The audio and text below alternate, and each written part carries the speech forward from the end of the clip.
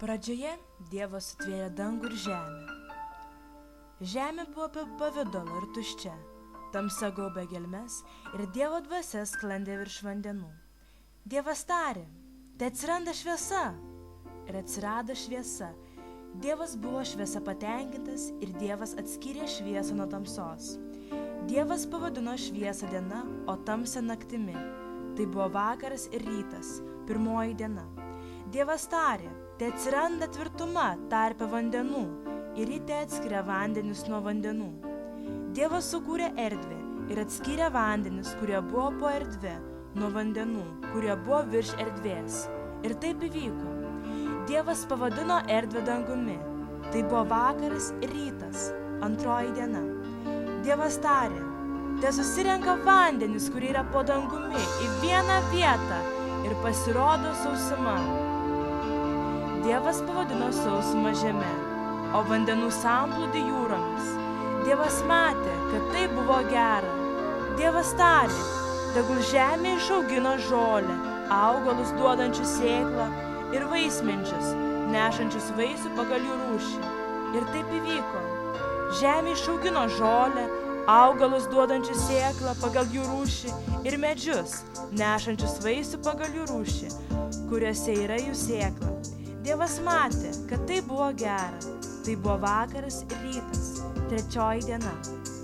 Dievas tarė, tai atsiranda šviesos dangaus erdvėje dienai nuo nakties atskirti ir tebūnie jos ženklai pažymėti laikas, dienos ir metai. Jos težiba dangaus erdvėje ir apšviečia žemę. Ir taip įvyko. Dievas padarė du didelius šviesulius, didesnį dienai ir mažesnį nakčiai valdyti ir žvaigždes. Dievas jums paskyrė vietą dangaus erdvėje, kad šviestų žemę, valdytų dieną bei naktį ir atskirtų šviesą nuo tamsos. Dievas matė, kad tai buvo gera. Tai buvo vakaras ir rytas, ketvirtoji diena. Dievas tarė, tegul vandenys knibždėte knibžda gyvūnais ir paukščiai teskraido virš žemės padangėse. Taip Dievas atvėrė milžiniškus jūros gyvūnus ir visus kitus gyvius, kurie gyveno vandenyse ir visus paukščius. Ir Dievas pamatė, kad tai buvo gera. Dievas jas palaimino. Veiskitės, dauginkitės ir pripildykite vandenis jūrose, o paukščiai žemę. Tai buvo vakaras ir rytas, penktoji diena. Dievas tarė, tegul žemė išaugina gyvūnus pagal jų veislę, gyvulius, roplius ir laukinius žvėris. Ir taip įvyko. Dievas sukūręs laukinius žvėrius, gyvulius ir visokius roplius pagal jų veislę, buvo patenkintas. Dievas tarė, padarykime žmogų pagal mūsų paveikslą. Jie tevaldo jūros žuvis, padangių paukščius, gyvulius ir visą žemę, bei visus roplius, kurie gyvena ant žemės. Dievas sutvėrė žmogų pagal savo paveikslą. Jie buvo vyras ir moteris. Dievas matė visą, ką buvo padaręs, ir buvo labai gera. Tai buvo vakaras ir rytas, šeštoji diena. Dievo sukurtas vyras buvo vardu Adomas, o moteris Ieva. Viešpats sutvėrė juos gražius ir laimingus. Jie labai mylėjo sutvėrėją ir Dievas juos taip pat.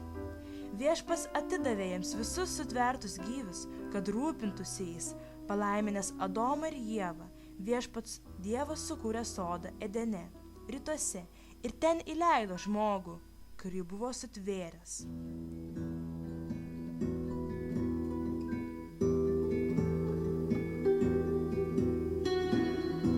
Viešpats leido jums valgyti vaisius nuo bet kurio medžio sode, išskyrus vieną, vadinamą gėrio ir blogio pažinimo medžiu.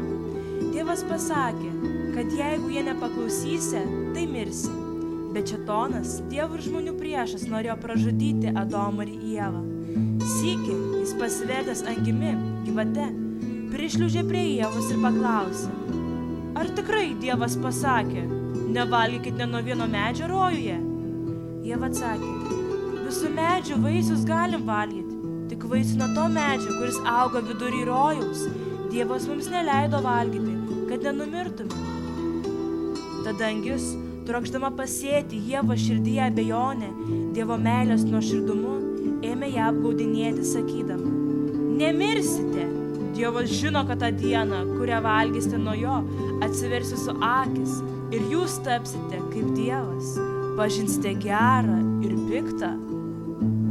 Kai po šių šėtono žodžių Ieva pažvelgė į medį, jo vaisiai jai pasirodė tinkami valgyti, malonūs akiai ir gundantis, nes teikia pažinimą. Ir ji, nusiraškiusi jo vaisių, suvalgė. Taip pat davė paragauti ir savo vyrui Adomui. Tada Dievas kreipėsi Adomui: kadangi tu paklausy savo žmonos ir valgy nuo medžio, nuo kurio tau buvau sakęs, nevalgyk nuo jo, prakeikta tebūnie žemė, kur tave maitins.